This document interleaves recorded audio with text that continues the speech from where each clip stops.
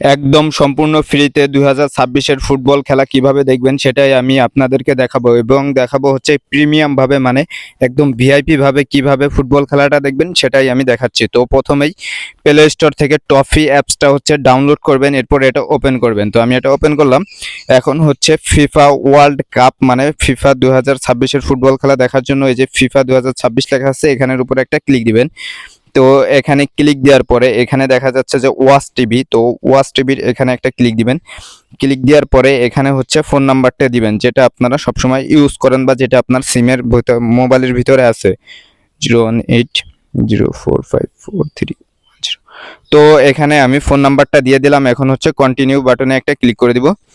Continue বাটনে click করার পরে হচ্ছে আপনাদেরকে একটা ওটিপি দিবে, সেই ওটিপিটা এখানে বসায়া দিতে হবে। তো ওটিপিটা অটোমেটেড বসে গেল। এখন কন্টিনিউ বাটনে ক্লিক দেওয়ার পরে এখানে হচ্ছে ইওর নেম, মানে এখানে আপনার নামটা দিতে হবে। তো নামটা আমি এখানে দিয়ে দিলাম।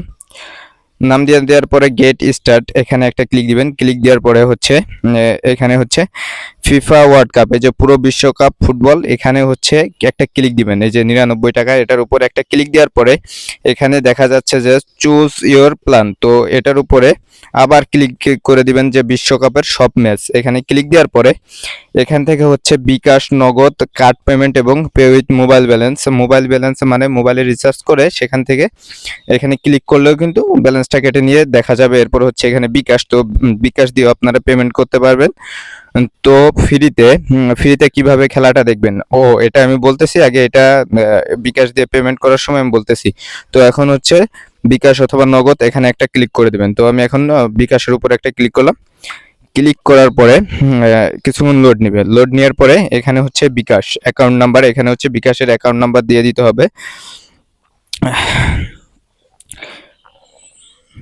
তো এখানে বিকাশ অ্যাকাউন্টের নাম্বার দেওয়ার পরে কনফার্ম বাটনে একটা ক্লিক দিতে হবে। ক্লিক দেওয়ার পরে এখানে হচ্ছে একটা ভেরিফিকেশন কোড পাঠাবে।